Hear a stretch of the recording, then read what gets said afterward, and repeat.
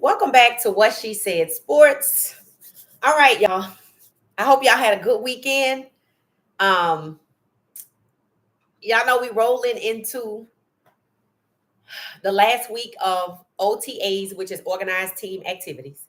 And y'all know this is the week that we see offense and defense on the field. So that's what we're talking about today. Some decisions that will likely be made, uh, which y'all see some likely scenarios being what should happen and what you think will happen. All right. So, how did everybody do this weekend? Did everybody have a good weekend? I hope so. I did. And one of the things I did not too long ago was I hopped on Twitch and I did a get ready with me, which is me preparing for this show. So, if you have Twitch, if you don't, just download the app. It's free. I just hop on over there as I'm getting ready about an hour or two out for this show. And it was great. One of the media team members, Charlotte, and her husband gave me some great topics to discuss. Somebody else joined late as we were getting ready to wrap up. You got to just turn your notifications on because I haven't scheduled that one in yet. It's just something, honestly, I thought it was a good idea to do. And it was quite helpful. It was quite helpful. Charlotte and her husband actually suggested a topic that we're going to put into rotation after we discuss Jeff Gilliam. And it's basically how the Colorado Buffs, who have already been drafted, how they're doing. And then we're going to roll Cordell Stewart into that because he's on the list of quarterbacks to talk about. So stay tuned to that. Make sure you turn your notifications on. I feel like Coach Prime, I would just be honest. I feel like Coach Prime leading up to the draft is some bull jump getting ready to happen. Now, one of the things I'm happy about is the fact that we didn't set our hopes up high like we had for the draft. We expected the draft to be about talent, despite all the negativity, and it was, and now we see it was a plot to push Shedeur Sanders down and devalue him. Now, y'all know he ended up in Cleveland through 2 OTA sessions, rookie minicamp and OTAs, balled out. Balled out in rookie minicamp, 5 touchdowns, 428 yards, over 400 yards, with 28 of 30 accuracy. Something he's known for. I went back and looked at the awards that Shedeur Sanders had. And not just at CU, at Jackson State, the Jerry Rice Award, the Deacon Jones Award, freshman. Like, this young man is a baller. And honestly, I think he like his daddy in terms of he's a winner everywhere he goes, right? And he would be a winner in Cleveland, whether they drafted him at the number 2 spot or the 144th spot. But what I fear, and it's not really a fear, what I expect, because we have not seen any true fairness come out of Cleveland, only what I think might be possibly placating is what we saw in the draft. Decisions were made regarding Shedeur not based on talent. And what I think is getting ready to happen is decisions are about to be made regarding whether to keep Shedeur on the roster going forward with Cleveland or whether to dismiss him. It's not based on talent. Whether he's QB2, QB3, QB4, put him at the back of the line, it's not based on talent. And everything in me says that's what we're getting ready to do. Now, let me know in the comments some of the scenarios that you see. Y'all know we already did a poll as to who should start in Cleveland, and overwhelmingly, it was Shedeur Sanders, and that was about a week ago. So I received the article from another media team member, Jerry, talking about a former executive of the Miami Dolphins who's coming out and saying, hands down, it should be Shedeur Sanders without a doubt. Right. So he already proved himself at CU. Jackson State to CU. That first game, that TCU game, that was it.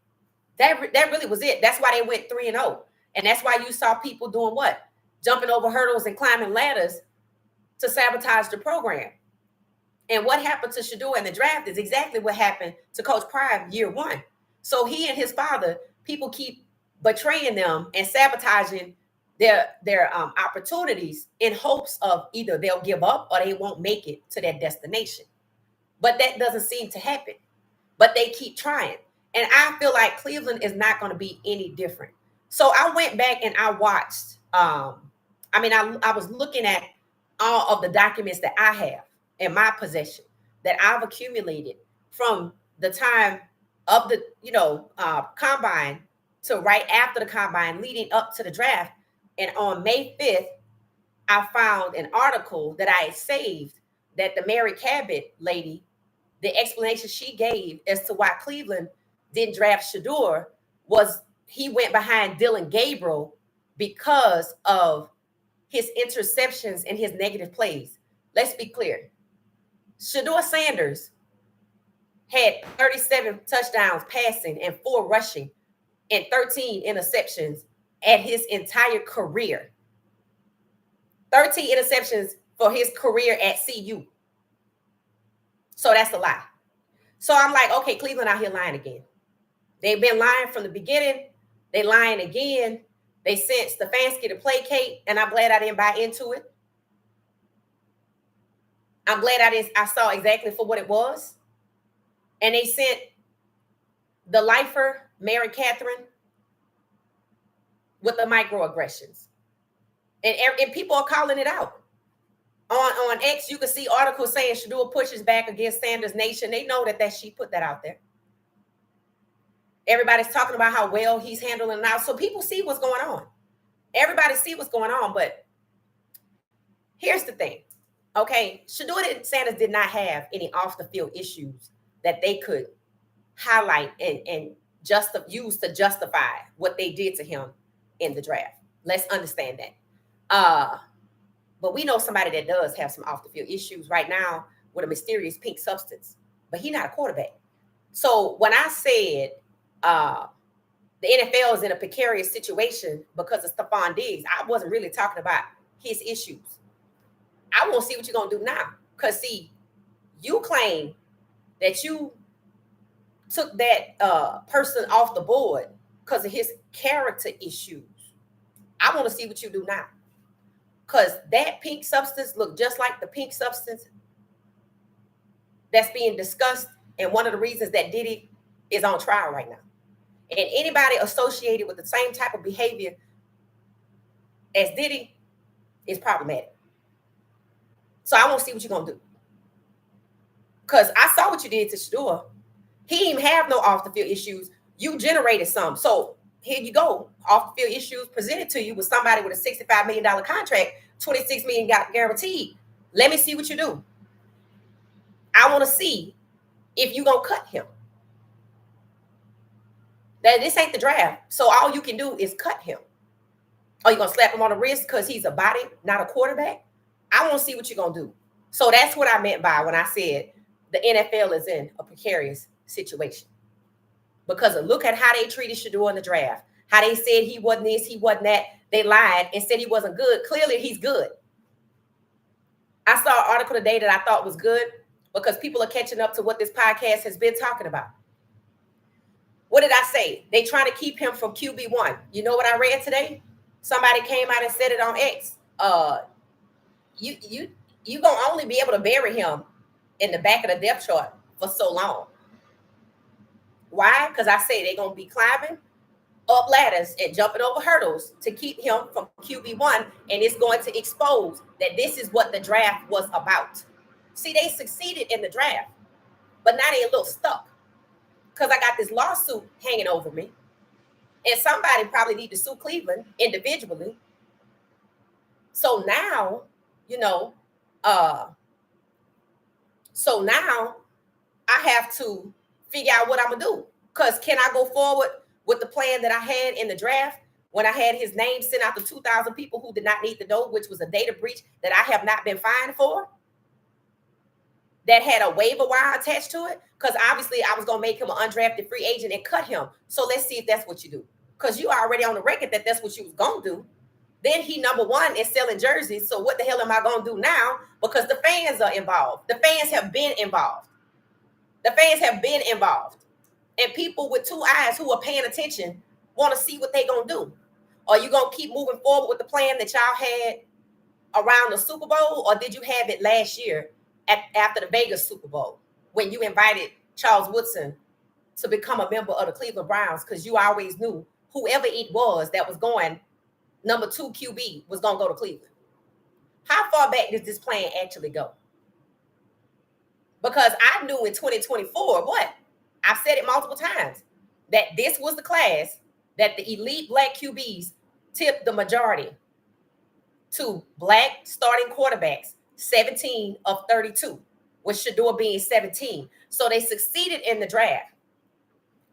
What you gonna do now? Because you already had a plan, but everybody watching now. Everybody watching. See, everybody wasn't supposed to know that Shedeur Sanders' phone number was sent out to 2,000 people who did not need to know as an internal memo joke that he was gonna get cut. So now it's time for Cleveland with its overcrowded quarterback room to cut somebody.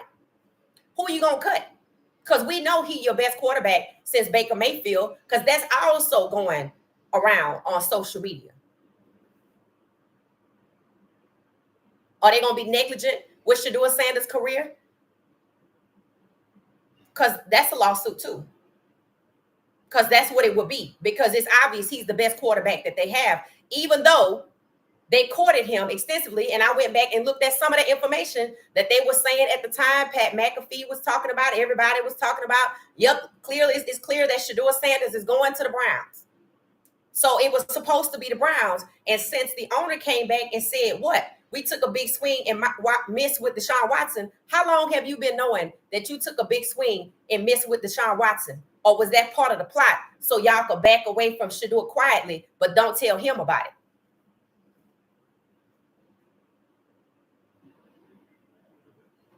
Or when Kevin Stefanski said the Lord works in mysterious ways, did he already know what was going down? I told you the Lord works in mysterious ways. Did somebody give Shedeur the heads up? Hey, we're not going to be able to get you? Because we remember we have Deshaun Watson, who we've been having since 2022, with the only guaranteed contract in NFL at the time. Because now they're giving out guaranteed contracts like it's water. And people say, wait, what's going on? Maybe they want to cover up that guaranteed contract. So I'm going to give out a few more so nobody will notice. Because that's crazy. Considering. Deshaun Watson gets the only fully guaranteed contract in the NFL after 22 civil lawsuits, which Shedeur gets pushed down damn near to undrafted free agency because they think he entitled. And there's been no evidence of that before or after the draft. So let me see what you're going to do by Stephon Diggs. We watching.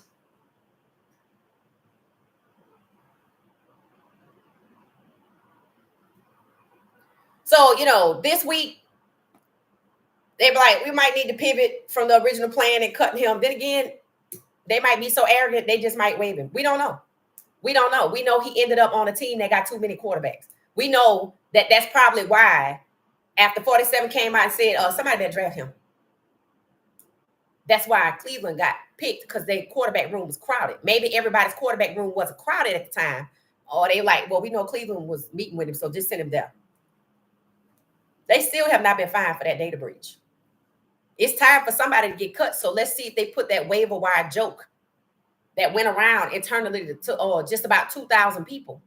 It's probably 2,000 people out there waiting to see, are they really going to do it? Because remember, they already made fun of him. So let's see what you do. Now, we all know. See, we weren't supposed to know that. We all know about Stephon Diggs. We weren't supposed to really, I guess, they ain't expect it to happen. Remember, I told you, the unexpected tends to happen, and it puts you in a position of what you going to do.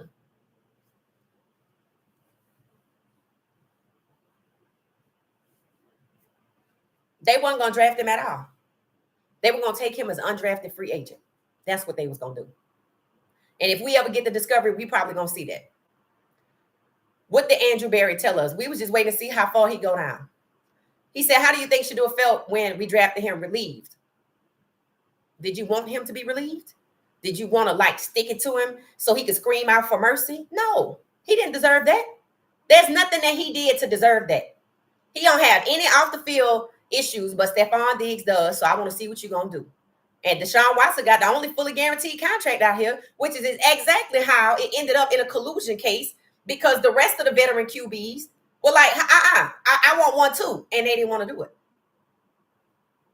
So now everybody's starting to get a guaranteed contract because I've been found guilty of collusion. So I got to do something. I might not have to pay damages to the guys that were part of the suit.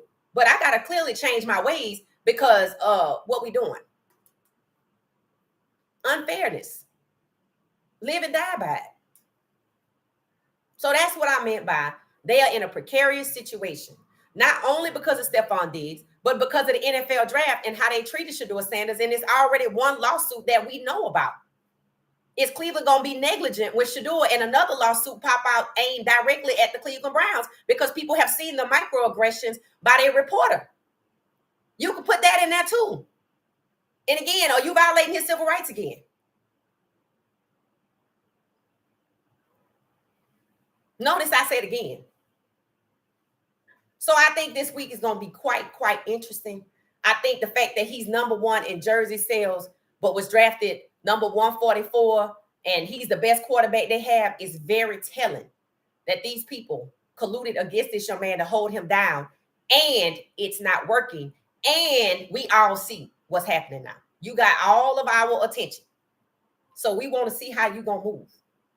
There are a lot of people who have reached out to me who want to know more about filing a lawsuit, a class action lawsuit, this, that, and the other. What's going on with the current lawsuit?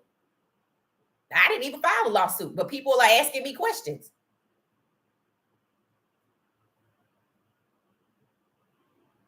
And then there are people I don't know that haven't asked me anything that's thinking the same thing. So what scenarios do y'all see? Because to me, keeping him on the roster and burying him behind the back of the depth chart, that ain't going to work. Because we already know he the best QB you have. They say Joe Flacco look like he fit to be tired because they don't like him labeling him a mentor and a babysitter for Shedeur. He said he's trying to keep his job as long as he can. And mind you, that's exactly what he's doing because Joe Flacco have not played a full season, meaning 16 games since 2017, and it's 17 games now. So he just biding his time and trying to stack his money. That's exactly what he doing. He a part-time player, in my opinion. Anybody that played 8 games, 5 games, 6 games since 2017?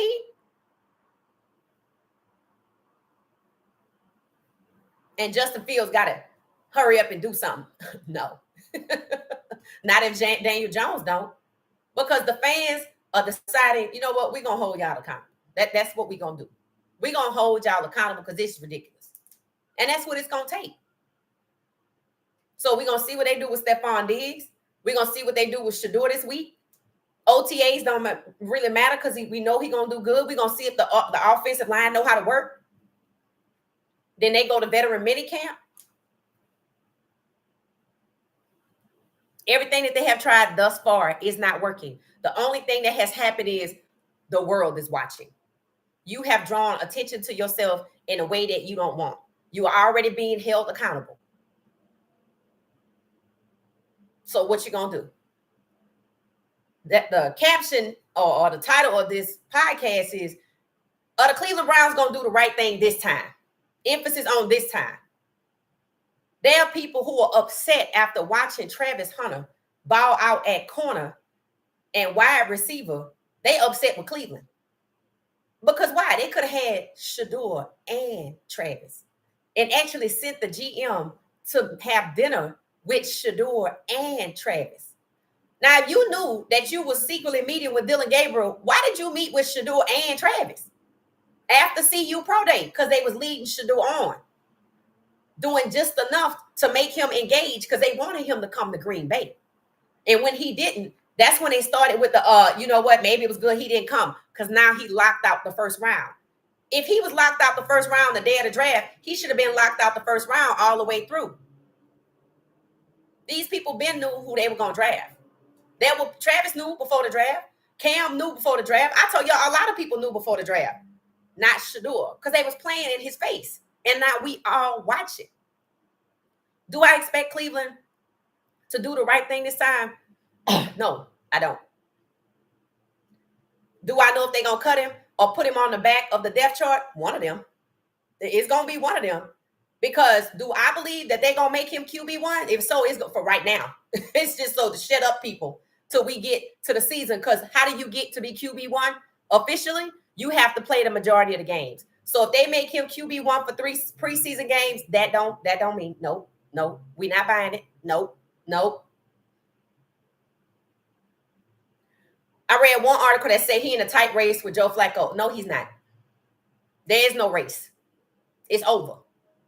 It ended after rookie minicamp. It ended with the first OTA session, and it's going to be shut down with this one. Unless somebody on the offense is compromised not to learn how to play offense. And I'm talking about the O-line. Yes, his teammates like him. Yes, the veterans like him. But the fact that they have Jerry Jeudy sharing lockers with Joe Flacco tells you they are trying to make Joe Flacco the de facto QB1, even though Shedeur is better. How you gonna make Joe Flacco QB1 and he has not played a full season since 2017? We damn near 10 years from 2017. In 2 more years, it'll be 2027. This man has not played 16 games since 2017, and you got him sharing a locker with Jerry Jeudy like he just gonna miraculously ball out for 17 whole games. So you don't care how your season goes. You just need him to be the QB1. What kind of decisions are y'all making out here? So they already doing things on the inside to set that up with Joe Flacco. And what you gonna do with Shedeur? Because you gonna make him QB2 over Dylan? Because y'all said, and I quote, y'all drafted Shedeur after Dylan because something about his interception and negative plays, but you dated him like you wanted to marry him at the number 2 spot. Him and Travis after CU Pro Day for sure. And fans are like calling out, see, this is negligence. This is poor decision making. This is bad business. The way the Cleveland Browns are conducting business, they could end up with a lawsuit with only their name on it.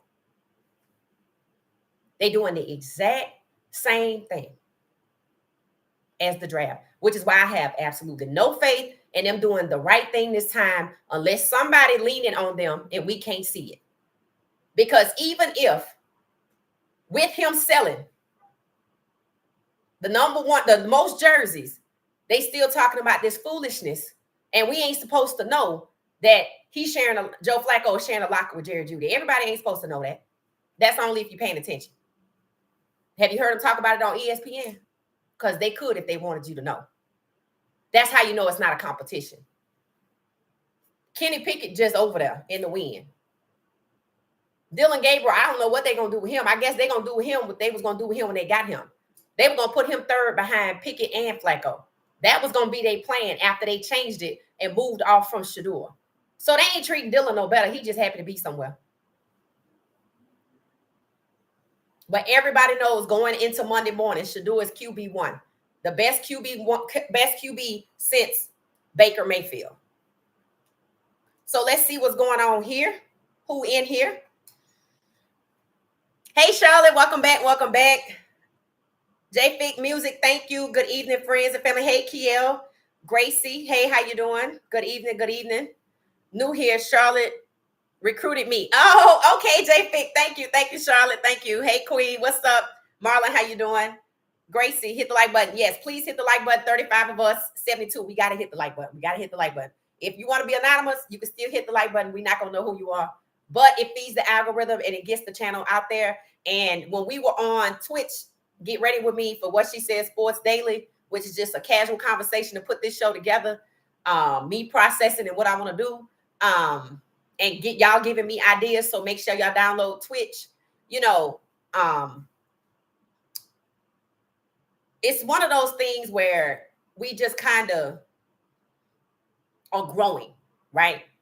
And some of the things that we say here a week ago, 2 weeks ago, people are just catching up to. You might hear the word conspiracy. I'm not going to call it a conspiracy because it's reality. A conspiracy almost has a negative connotation like it's a crazy scenario, and it's not. Shedeur Sanders was colluded against, hands down. People just don't know why. I could have easily named this episode, was Coach Prime the scapegoat in the NFL draft? I could have, and it might be it tomorrow. Because I don't have theories. I see exactly what happened here. I see exactly what happened here. I said it yesterday. If 10 people get together, y'all saw the movie Ocean's 11 and whatnot, like that. When a group of people get together to collude, to do harm, rob a bank, they got to blame it on somebody, right? They all have to have an alibi as to why they couldn't have did it. That's not what it is. It's not what it looked like. So they dressed up in costume. They pretended to work there so they could pass by. Well, that's what happened to Coach Prime. 32 NFL owners got together at some point, and right now I could go back to the Super Bowl in New Orleans, and I might be able to go back to the one in Vegas. It just depends. And right now, but I'm going back to New Orleans. And decided that they were going to rob Shedeur Sanders. And they knew before the combine because it's documented. And I have a copy of it, and it's on YouTube, and nobody talks about it. Before the combine, the NFL knew they didn't want Shedeur Sanders. Why you draft him? That's a very good question. Why did you draft him at all? See, you lied and said he wasn't good. And we see, just like we already saw, that's a lie. So they lying all over the place because they don't have no off-field stories.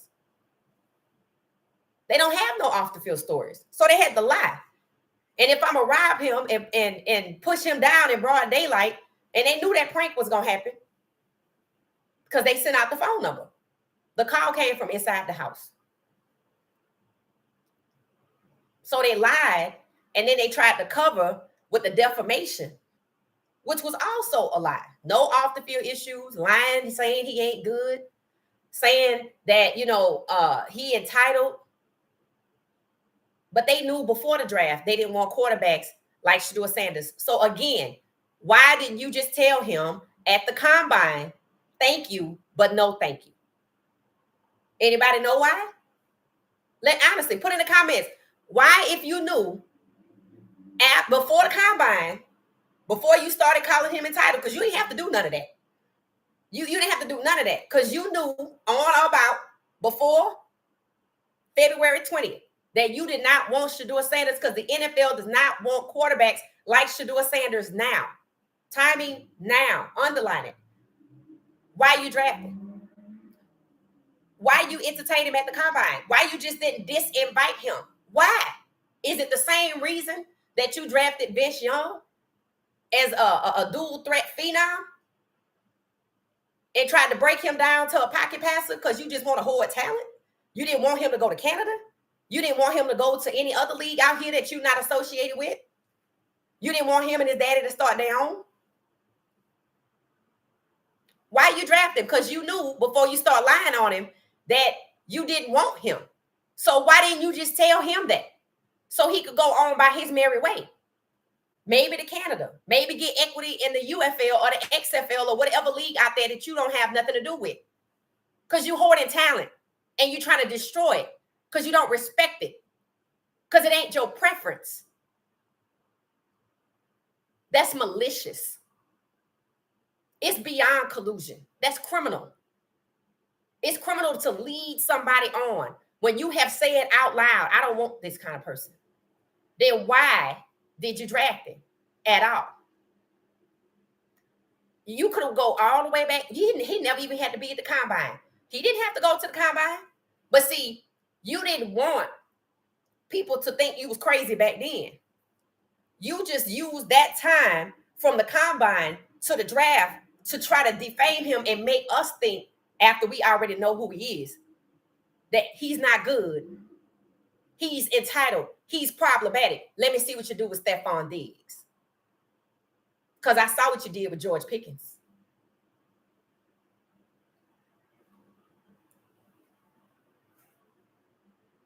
That's malicious. I don't even know if the word conspiracy is the right word. It was a plot to humiliate and embarrass, and I caught it 14 days before the draft and called it out. This channel small. Hit the like button.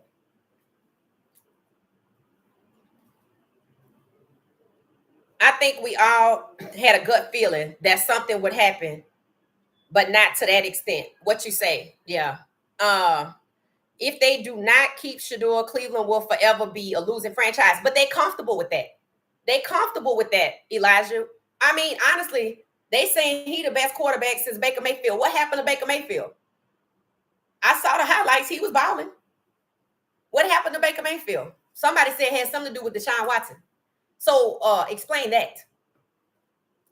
And how long ago was that? In 2022? And then you remember after you make a bid for Shedeur Sanders and get everybody to know you know interested in Shedeur Sanders on March 31st, we took a big swing and miss. You knew that. You knew that in 2022 when you gave him a fully guaranteed contract, which was essentially giving him back all the money he settled out with these women. Why would you do something like that? And that ain't problematic. But you got a problem with Shedeur Sanders, who don't have no off the field issues. Bullshit. The faithful will turn on his own team. They better. They better. If they cut Shedeur Sanders, them fans better stay home. They better stay home because you're being played. Because what did I report? Cleveland, when we started learning about Cleveland after Shedeur had to go there, what did we learn? Cleveland has had 40 quarterbacks take snaps at QB1 in the last 25 years. That's ridiculous. And I said it then. And in this podcast, the revolving door, Cleveland is where the quarterbacks go to die. So they probably just want to play into that with Shedeur, which is why they have no problem with burying him on the depth chart. But we know he's better than that. So if they keep him, it's going to be a problem. If they cut him, it's going to be a problem. Yeah, it is. Because they are now pointing it out about Shedeur Sanders' fan base. So they have taken notice that Shedeur Sanders has a serious fan base that's not playing. The fact that they use the word loud and proud tells you that they heard you. They hear you, they see you. Keep it up. So that's why I say, what scenarios y'all got? Because if you cut him, it's a problem. If you keep him and bury him behind the depth chart, it's a problem. Because maybe you want to keep getting the money from the jerseys. But I don't even think you cared about that. Because you could have drafted him at number 2 and you would have sold I don't know how many jerseys. And imagine had you given him number 2. So they didn't care about the money. They showed you that in the draft. They dismissed his talent and they lied on him. And they colluded against him. And I think they still doing it because they still lying. They still acting like he's not talented. So why would I think you're not still colluding? If you're doing 4 out of 5 things that I can visibly see from the draft over here in Cleveland, you're doing all 5. You're doing all 5. I just can't see it, but it can come out. You think they don't know that Mary Kate and Ashley, the lady, is coming with the microaggressions to try to harass him? Look at that video, which, by the way, they put on their page. He was outside filming, looked like today, because I guess he can't film in the facility. I don't know what Bucky gonna do. I'm gonna have to see on that. So he and his colleagues were outside after, looked like they was working out. And he set up his phone like in the car or on the car. And they were like, man, your phone gonna fall or whatever. And one guy was trying to get used to it. I don't like coming around to see what's going on. And of course, his number's going up. And he's like, W stream the chat. And like that, W stream the chat. You cannot fake influence. When you look at Kendrick Lamar's Super Bowl performance, and you understand it's the highest viewership ever, and you see it's coming on the heels, it's happened right before the draft is coming on the heels of that. And what he was exactly talking about is exactly what they accused him of. Remember the whole thing about the duck, we want to bring your homeboys with you. The duck one life, he has an entourage. You too loud, you too ghetto, you too this, loud and proud. Anybody else see it? And what else did Kendrick Lamar say? You can't fake influence. That's the takeaway. That's what Twitch shows. Whenever he on live, we all over there. When he said W stream the chat, W stream the chat. I was like, damn, that was fast. I was like, this is real time. There's real time, but god damn, this is real time. I mean, it was like that. You cannot fake influence. He's talented. He's a celebrity. He's popular. He's likable. He has aura. He's a magnet. People love him, just like Coach Pride. And this kid grew up around them. And they scapegoated his daddy so they could keep him from the QB1 spot, because we're going to watch how it play out from this week on out. They best bet, they probably like, we might just need to cut him because we don't want him to be QB1. And they see he good, so what we going to do? And then he out here selling all his jerseys, so we might just need to cut him. I'm just glad we ain't got our hopes up high. And if they get him to QB1, I'm going to still be like, okay, how long this going to last? You got to do it. You have to be speculative because of how they conduct business. And it's unethical. It is highly unethical. It is unethical to say you don't want people like him before the combine and start defaming him in the combine. They act like he had to go to the combine. Why? Oh, they wanted his views. They wanted us to watch the draft. Violation of the Consumer Protection Act. That's what that is. But they don't want us to watch him in Cleveland. Why? Because they know he's going to climb up to QB1. And that is the goal. That's why when going around on X, people starting to like it.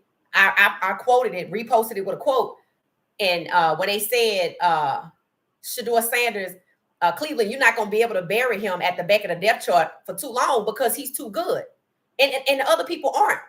So you're going to have to keep moving them out and putting him in, and they're probably willing to make that move. But people not going to be happy from the jump if this young man is not at least QB2. And he should be QB1. Because why? Flacco ain't played a whole season.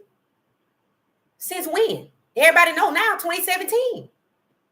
Wait till the rest of the podcasters catch on to that. How is he going to be QB1? But he's sharing a locker with Jerry Jeudy because they trying to force it. They trying to force it. That's why this week might come with some bull jump. So get your mind ready. Don't get your hopes up high. We know he's talented. We knew that before the draft. Everything they said is a lie. Everything.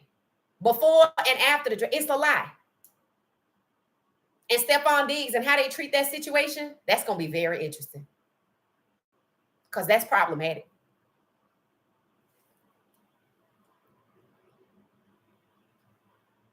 Yeah, they comfortable with being a losing franchise. They have to justify DG playing before Shedeur. Yep. That's why I'm like, okay, I don't know what you're going to do. So, yep, you're right on that, what you say. It says, J-Fix says Shedeur is a pro quarterback who has been trained by professional NFL coaches. Right. And what did I say, I think last week or maybe over the weekend, maybe yesterday? I know I said it last week. Every CU player is pro ready. That's in the NFL. Travis, Shedeur, Jimmy, LeJounte, wide receiver 2, and got drafted in the 6th round. That's crazy. You know how crazy that is? Wide receiver 2?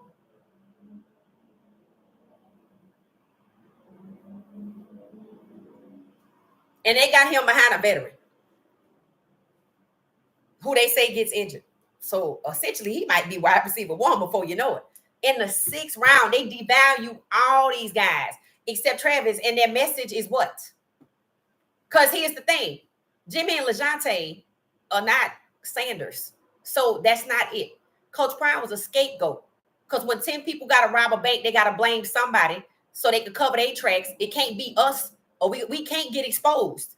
So I got to blame it on something. So they said, here's the thing. If it was about Shedeur, why not just say it from the jump? We don't want Coach Prime around. Because you know why? That's where they started. And they had to move off of that.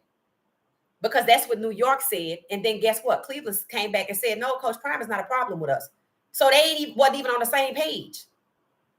Because that was New York BS. So that tell you Andrew Berry wasn't in on it. He got played right along. Which is why he looked like he did that night. Because everything he did was so they could draft Shedeur. And then he was thrown under the bus publicly with that. We took a big swing and missed. Then they secretly go get Dylan and move off of Shedeur. And he's still meeting with Shedeur publicly down to Travis and Shedeur. Just going along with it. Now, he knew at some point they was moving off of Shedeur and getting Dylan. But he kept up the rules because, like I said, I can collude with you or I can collude against you. He thought everything was copacetic and good until he realized it wasn't. Then he thought he would collude with them, and they played him like a yo-yo on draft night. Because how you gonna make me push them down in the draft when I was already meeting with him? Because that's gonna come out.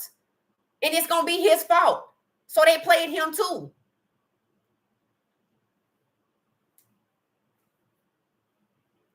So what they do is gonna be very interesting. It might be something we haven't thought of because he has sold the most in jerseys. So how you gonna move off of that? I could see them sending him to another team because then he got to start all over and learn, and that justifies we gonna put him in the back so he can learn. I can see it. I can see it. I don't know if that's where Jacksonville comes in at or not.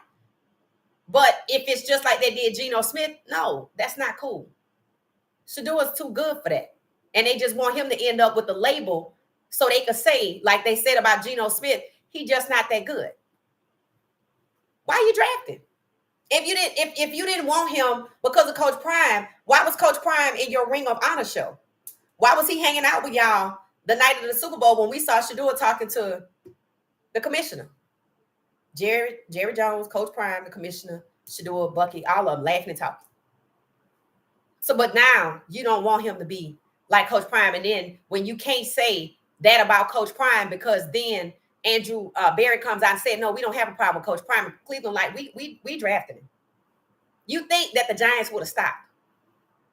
But because of what they did to Shedeur came from a deep-seated place of hatred that has nothing to do with football and everything to do with the fact that they have never had a black starting quarterback. At some point, they probably got scared to get Shedeur because then they ended up with who? Russell Wilson and Jameis Winston. So you tell me the New York Giants, who have never had a black starting QB1 ever, is going to all of a sudden have 3 black QBs on their roster, and one of them, damn sure, going to be QB1.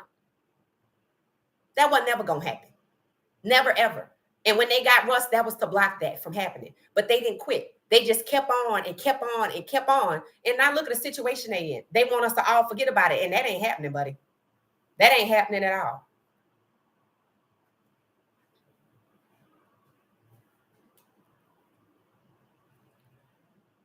He should start and should have never been placed in this position.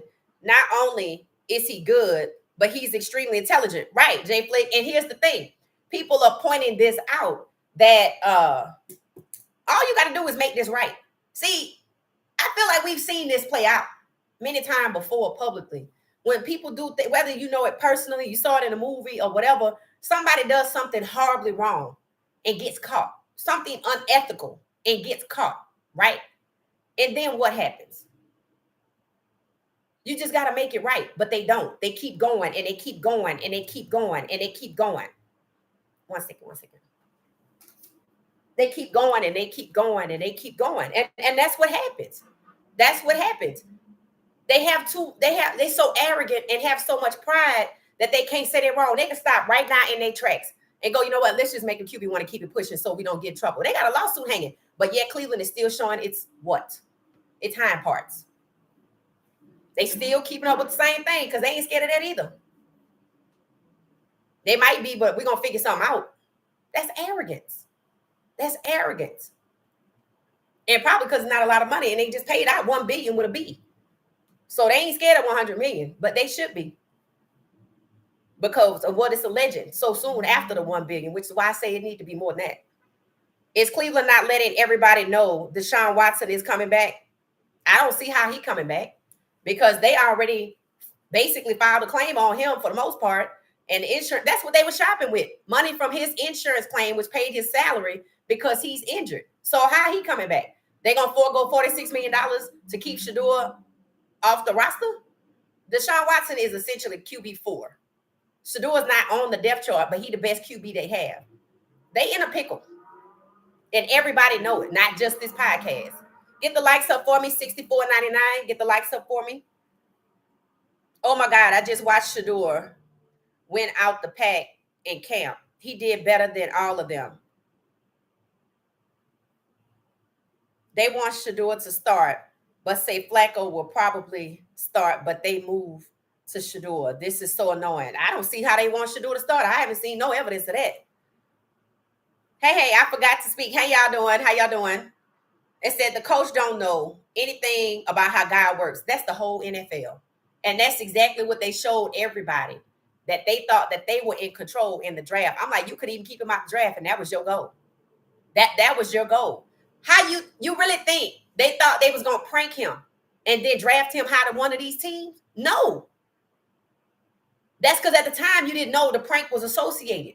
You didn't know the phone number came from the NFL to create the opportunity for the prank. You didn't know that Ole Miss had a connection running through the New York Giants, Jackson Dart, and the Mannings. But now that you know it all together, you're like, they weren't gonna never draft him. No, because why? Boomer Esiason told us. They said take him off the board. So they knew he was off the board, and they wanted us to keep watching for their views. Did they tell him they took him off the board? No. That's unethical.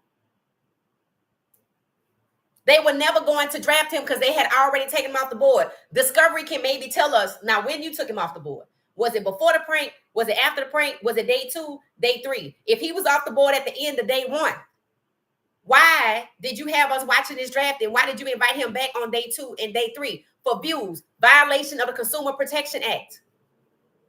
They were not drafting him. That's why everybody kept passing, because they already took him off the board. In the HR world, this is discrimination. Major difference of treatment. Right. Oh, it's definitely discrimination. It's definitely collusion. It's definitely discrimination. Here's what people have not come to realize that we know. This wasn't about Coach Prime. This wasn't about the program, because this wasn't about the Sanders, because they held back everybody with the exception of Travis. And LaJohntay sitting at wide receiver 2. Jimmy, they can't keep him off their page, and he at wide receiver 3 behind somebody who's a question mark, which means he could slide quickly into wide receiver 2. Some say he's the best wide receiver they have. All our guys are pro ready. Shedeur pro ready. Everybody. Travis too. And now people mad with Cleveland because you could have had Shedeur and Travis. That's crazy. So you didn't want to be the best. This is not about winning. The draft is not about talent. You knew before the draft you didn't want to get him, but what did you do?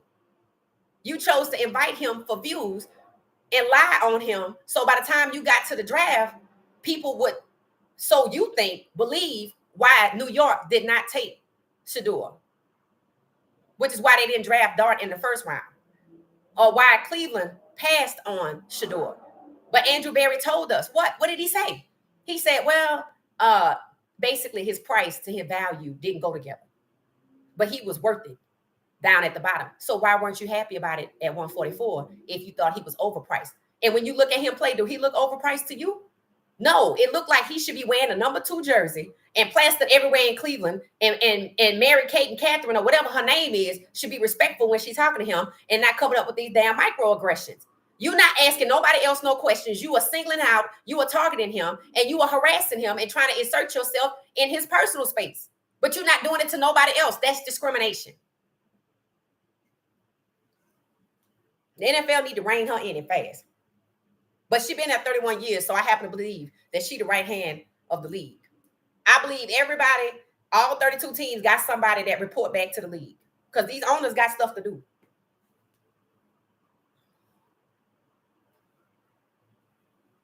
Title 8, Title 5, 6, 7, Title 7. What's Title 7? Hey, Jerry, how you doing?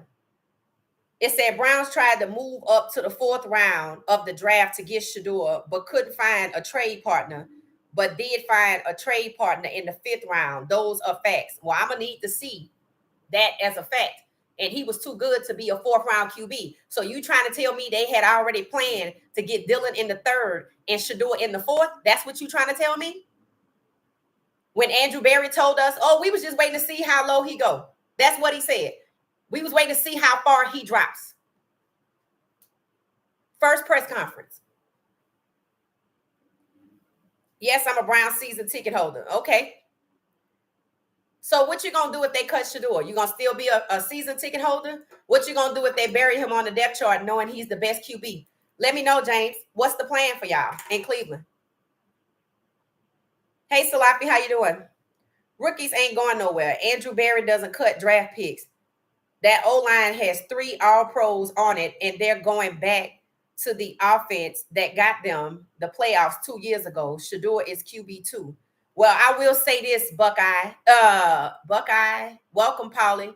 Uh, in the O line problematic, and you didn't address it in the draft, but instead you went and got depth guys, except for maybe the one guy you gave $10 million to. Did you address the guy who's getting older? Did you address the guy with the back problems? Did you address the left tackle? And the person you got from Chicago on year 5, who was originally a second round pick, you could have got somebody in the draft. So we gonna see.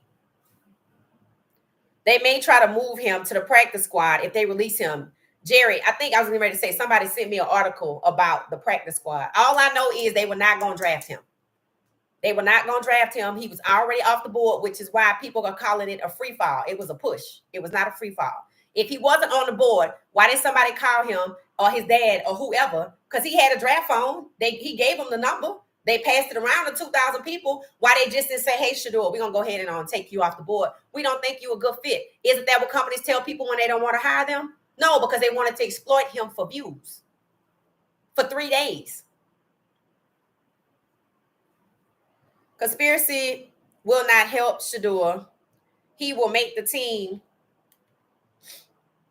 And at the least, back up Flacco at QB2. I think 12 will be QB1 outright. He should be, James, because I'm pretty sure Flacco has not played a whole season, 16 at minimum, 16 games since 2017. So, yeah. And it's not a conspiracy. It's actually collusion. It's discrimination. It's not a conspiracy because it carries a negative connotation to say it's a conspiracy. They didn't just conspire against him. They colluded against him. They discriminated against him. And, we're going to see if he make it to QB2, because the reason they colluded against him and discriminated against him in the draft is so he don't get to QB1. So y'all think they're going to let him skate up to QB1 now? Well, we shall see, because they did rob him. So when does he get his money?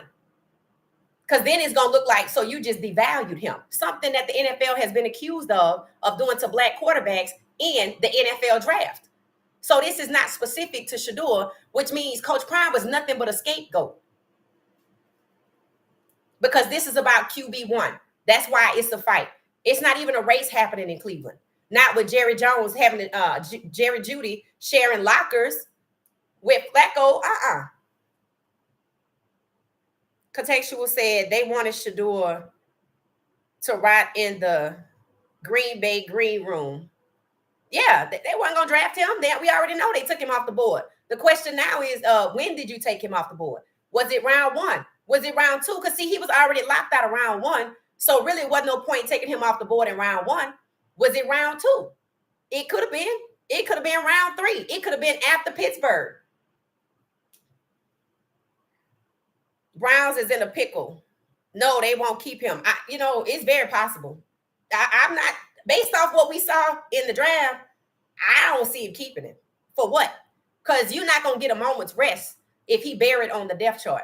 You're not going to get a moment's rest even if he QB2. You might get some peace for a minute. But if Flacco get out there knowing he hasn't played a whole season and he not good, what you going to do? Then you're going to feel satisfactory. Okay, at least we robbed him of his money. That's going to become a bigger problem.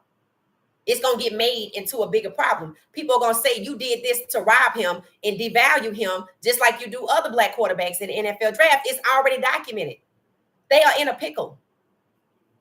And now you got Stephon Diggs out here with true problems, off-season issues. How you going to handle that?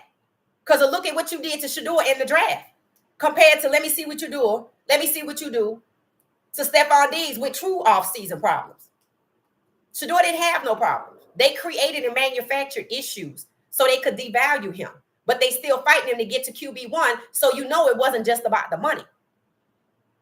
Because they could have said, ha, we got you for cheap. Go ahead on and be QB1. That would be a punch in the throat. Because you could have just did that in the draft. It's not even about the money. And you know it because they wouldn't even give him his number 2 jersey. This is about sticking it to him good. That's what this is about. That's why he don't have the number 2 jersey. And it's not because we could sell the number 2, the 12, and then switch off and sell the 2. No, you can't. You could have just sold the 2 and been at where you at right now. but you will be looking like you in a better light. You cannot fake influence. He number one with that jersey. Or really, people didn't know what they was buying because I think it was just 00 and you assumed it was the 2. Now, if you buy it, you buying the 12. And to be honest, I've seen Travis Hunter jersey on people who got them delivered to them. I have not seen a 12 jersey for Sanders. And I know they must be out there somewhere, but nobody seems to be proud to run on the internet and show it off. And the person that has 2 never had 2 in the pros, and he's a journeyman. They tried to treat Shedeur like he's nothing. You're not anybody. And that has nothing to do with football. Browns are a messy organization. Yes, Lord. Yes, Lord. A lawsuit need to show up with their name only. I'm serious. This is bad. This is unethical. This is highly unethical. No, they switched the whole scheme to fit Deshaun Watson, and they played horrible. They fixed what wasn't broke. Oh, you talking about Baker Mayfield, what happened to him? And then they ended up with Deshaun Watson, fixed the whole scheme with Deshaun Watson, and that's crazy. And you still not going to make me believe that Andrew Berry had the autonomy as a black GM to just go in there and make that happen.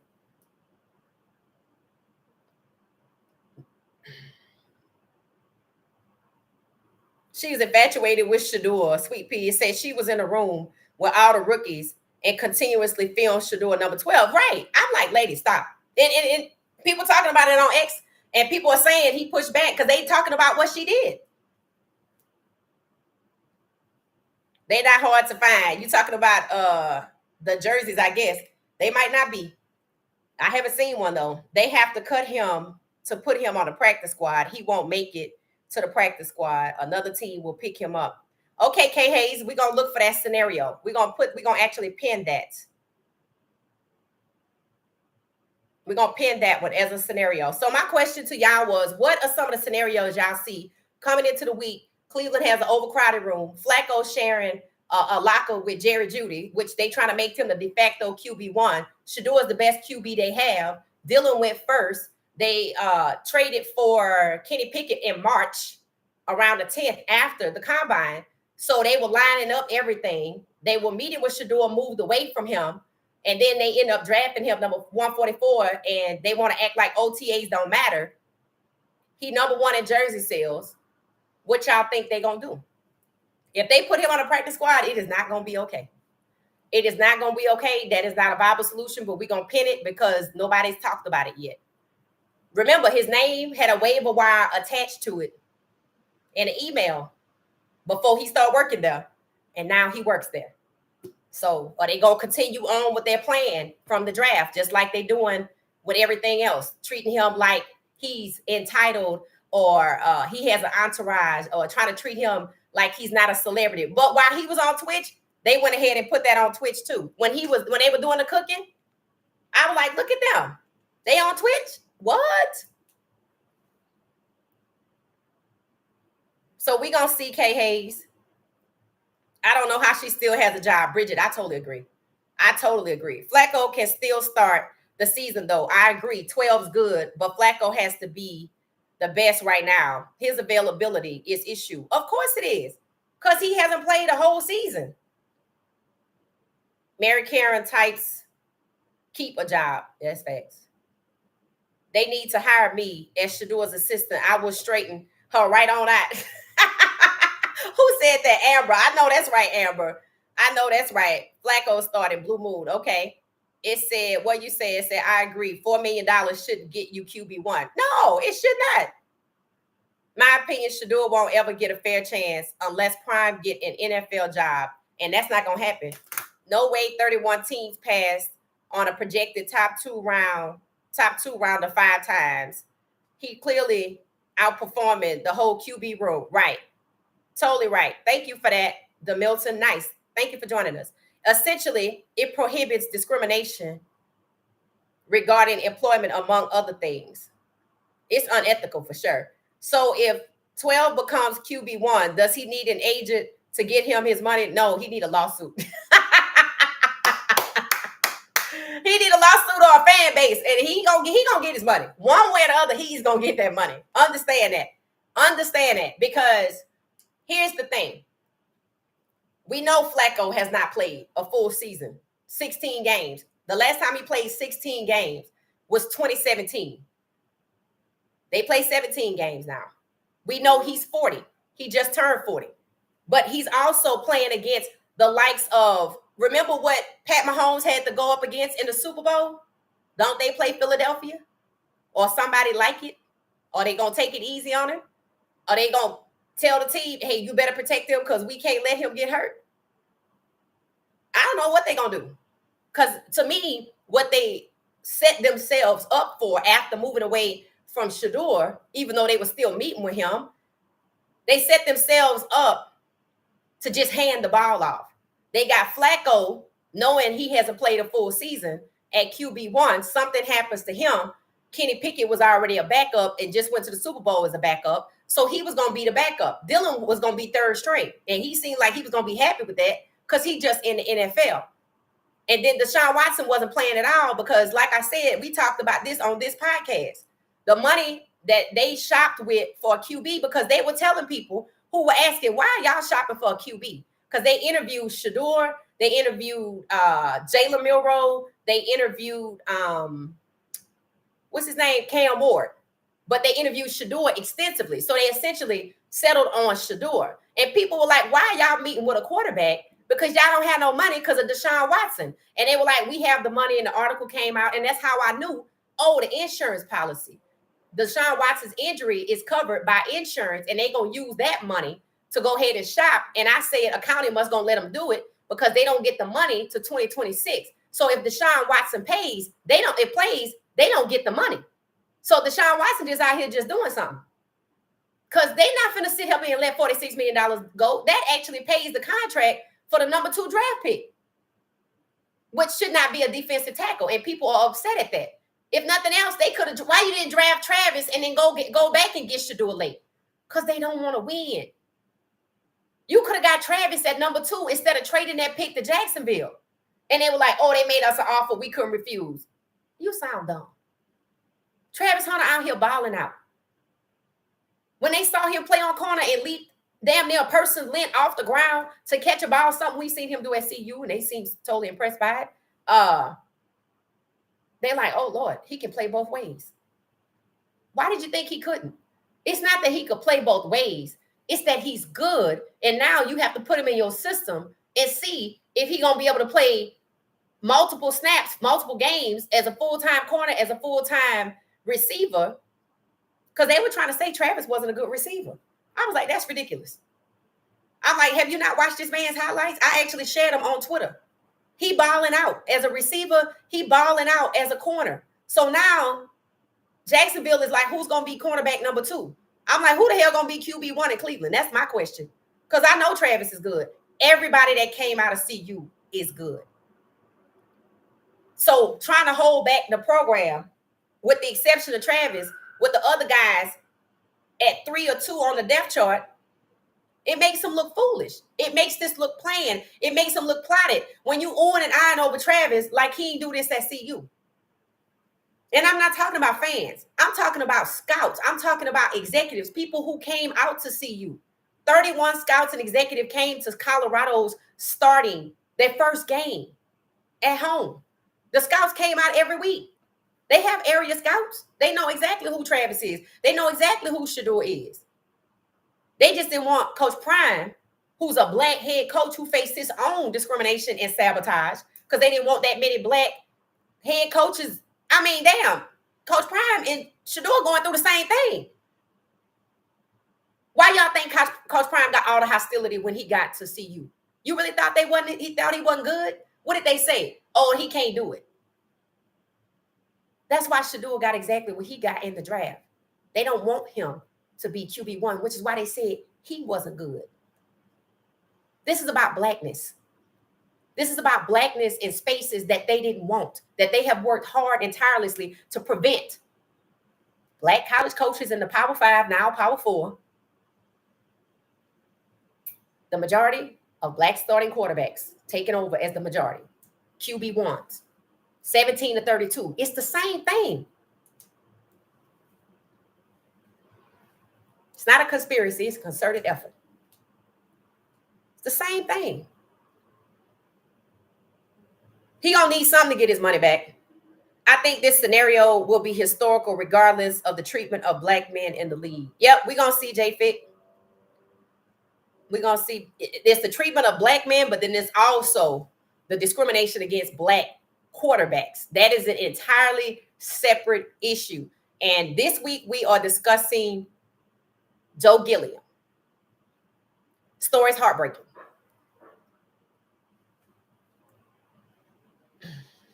Flacco starts due to injury. Shedeur starts and balled out. But how's he gonna get paid for it? They didn't expect that because now what you gonna do about Dylan? They already tried when I think was it rookie minicamp? Oh, OTAs. The first snaps they let Dylan. It's even documented. Oh, they let Dylan take snaps before Shedeur. So what they gonna do now? That's why I'm telling y'all this week is gonna be interesting. They might try to end the week and go to veteran minicamp and still not know who their quarterback is. But if you listen to Mary Kay, Catherine, or Ashley, or whatever her name is, she like, y'all gotta hurry up because people gotta figure out who's who. So they anxious to make this decision.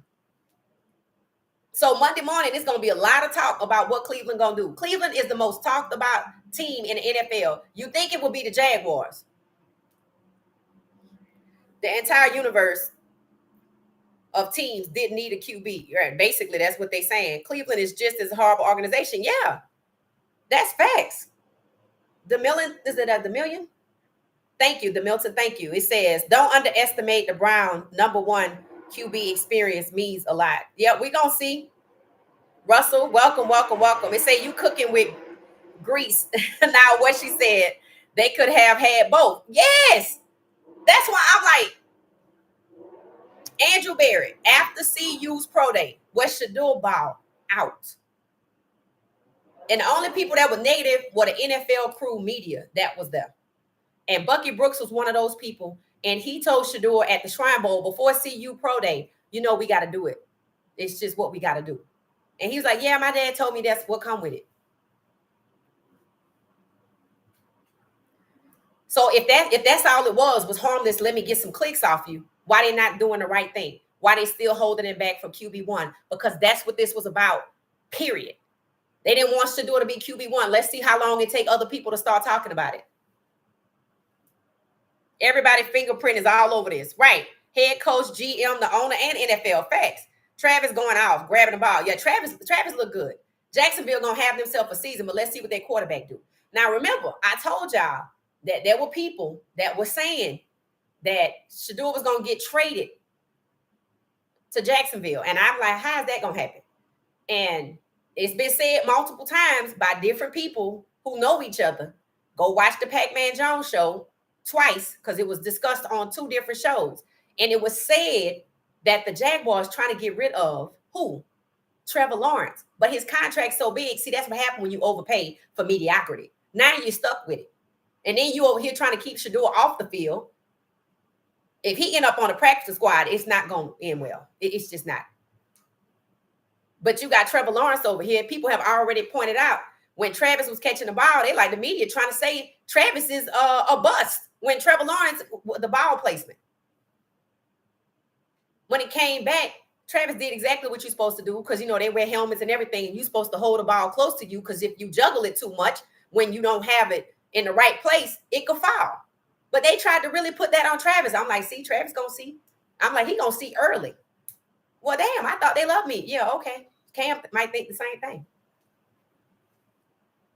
They're trying to separate Trav from CU. Yeah, that ain't going to happen. That ain't going to never happen. Just as they separated Shedeur from his wide receivers who were all drafted with the exception of Will Shepherd. Right. And Will Shepherd should have been drafted as well. They held everybody back. It's not a coincidence that the floodgates open. They were holding everybody back. And guess what? LaJohntay didn't do nothing. He not a Sanders. You can't say he entitled. Why you do him like that? Right?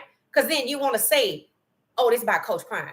But then why wasn't it about Coach Prime when it came to Travis? Because it's not about Coach Prime. Coach Prime is a scapegoat. 10 people get together, rob a bank. Who we going to blame? Coach Prime. It's emotional trauma that they are dealing with. It's very toxic situation. Absolutely. Absolutely. Rumor is the owner is going to sell the franchise. Somebody need to force him to sell it. Because to be honest with you, I was like, I had a poll. I said, which teams need new ownership ASAP? It was Cleveland, the Saints, and the Giants. Cleveland was first. The Saints was second, or the Giants and the Saints right there together. And then the Titans, people didn't think they needed to sell. Because, see, people don't see any overt actions from the Titans. They got him a good quarterback. Let's see what they do. I already asked, are they going to allow this going to be the first quarterback that they allow to be the heir to Steve McNair? Understand that. It should have been Vince Young, somebody that called him Pops, but they broke Steve McNair down before Vince Young got that, and they moved Steve McNair out, put Vince Young in, tore him down. I don't know who they had in between, but I do know that they got Malik Willis and didn't do nothing with him. Now he in Green Bay balling out. And now it's Cam Ward, and they still have Will Levis, which is why I knew that they were not solid on Cam Ward, because they was really him and it. I'm like, how do you need a quarterback and you don't know what to do with the first pick? That's Cleveland. But I'm talking about Tennessee. And now Cleveland's supposedly going to get a quarterback next year in the first round. It should be the Titans and the Jags with the 1 and 2 picks, yet it's the Browns. Right. And they say they're going to get them a quarterback. 31 teams did pass on Shedeur. Teams should pick the best player on the board. Right. And that's what actually, what's his name? Stephen A said. Well, the NFL draft is not about talent. That's obvious. Understand this. Will Howard got picked up, right? Quinn Ewers got picked up, right? Kyle McCord picked up. It's a lot of quarterbacks that got picked up. But they all passed on Shedeur. Understand, it ain't just the Browns. It's just that's where he landed, so we can focus on them. Every quarterback that got picked after Shedeur, all those people wanted a quarterback. You see what's happening here, right? That's why it's called collusion. It's unethical. And they were willing to tarnish their own brand, which is supposed to be competitive sports. The draft is supposed to be 1, celebratory, and 2, it's supposed to be about talent. It was neither. And they were willing to throw all that away and sacrifice all of that so Shedeur doesn't become the 17th starting quarterback that's black. That's what this is about. And the more we keep going, it's going to become more and more evident based on whatever they do. If they cut him, what the hell? That don't make no sense. If they put him on a practice squad, oh, hell no. He too good for that. If they just cut him on waivers and nobody get him and they let him languish, they're going to be right back to the same thing that they were doing in the draft. Collusion. If you put him on, make him the last person, that ain't going to work because we see he the best. They in a pickle. But they made this situation. So I won't see how they're going to try to move past it. Anything that they do, any scenario we talked about, it ain't going to fly. He's too good. But we said that in the draft. It said the Browns don't deserve Shedeur. I said that the day they drafted him. They do not deserve him. They don't appreciate him. I hope he gets traded. Right. But see, the way they treated him, that's the goal. Like, oh, you're nothing. We know he good. How is he nothing? Why are you even treating him like that? What's the problem? You got his Twitch stream on your page, so you ain't worried about his celebrity. He was in the NFL celebrity flag football game, Super Bowl weekend, so we know you leaned on his celebrity. You made us watch the draft for 3 damn days to see where he went, so you knew he was famous. So what's the problem? Treating him like he's not what? He's not good. So they keeping up that same BS-ery from the draft. Why? Because they don't want him to be QB1. Understand this. When they drafted him at 144, even though he was going to undrafted free agency or Mr. Irrelevant, the NFL's philosophy is no fifth rounder. One makes the team. Only 4% of fifth rounders make the team. That's number one. Number two, you damn sure ain't starting as no QB1 if you in the 5th round. But see, they try to confuse the situation. He ain't a 5th round QB. You just pushed him here. His talent is still QB1. And now they're in a pickle because we all see it. He only had 9 reps when everybody else had 16. So they realized we are watching, so let's give him less reps, but he did the most with it. They in a pickle. Let's see what they do. And let's see what they do with Stephon Diggs. Let's see if they're going to reward the behavior. Let's see if they're going to sweep it under a rug. Remember, Stephon Diggs is not a quarterback. He's a body. And that's how they look at it. And remember, they got Deshaun Watson before that. So they might be like, this could turn out to that. So we're going to see.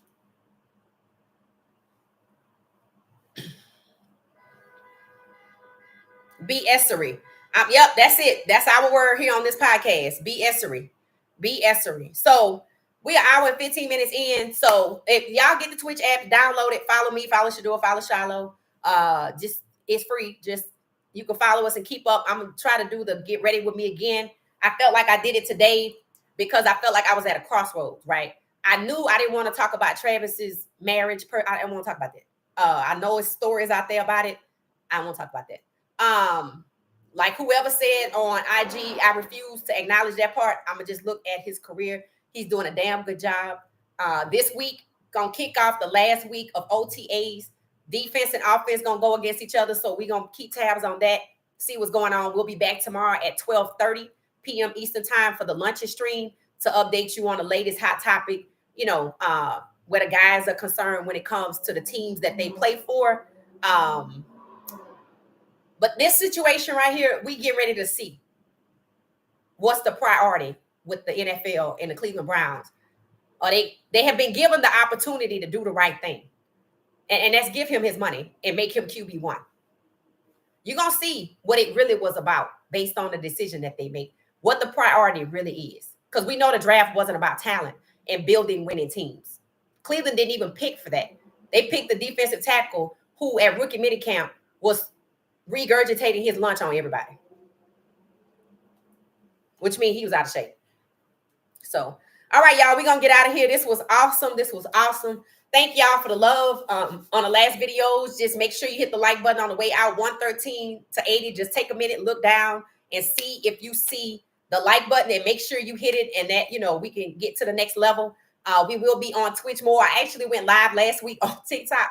I set it up and I went live. I didn't post it. So I might pop up back over there. So whether it's X, Threads, IG, Twitch, TikTok, YouTube, turn your notifications on. That way you can get notifications from What She Said Sports. That's our name for the most part on every channel. You'll at least see What She Said Sports or What She Said 404. But it's me because the logo looks the same, the turquoise.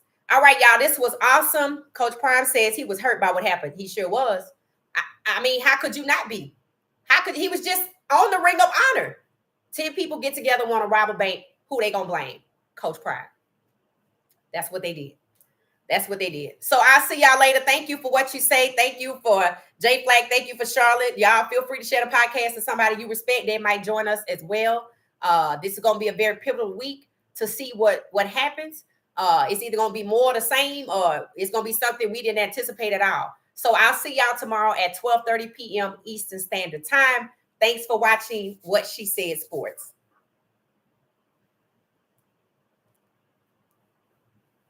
I agree with you on Travis. I will follow his career, but I don't want any part of the marriage. Nah, I'm out. I'm out. I'm with you, Gracie. All right. And thank y'all for holding it down, moderators. Thank you, Gracie, fam, Kiel, day one. I appreciate y'all so much. And to the members of What She Said Sports, thank you, media team, for keeping me up to date on what's going on. And catch us on Twitch for Get Ready With Me. That's where y'all can pitch new ideas, the topics that y'all think will be good for us to talk about. All right. Thank you. Thank you so much. Have a good night.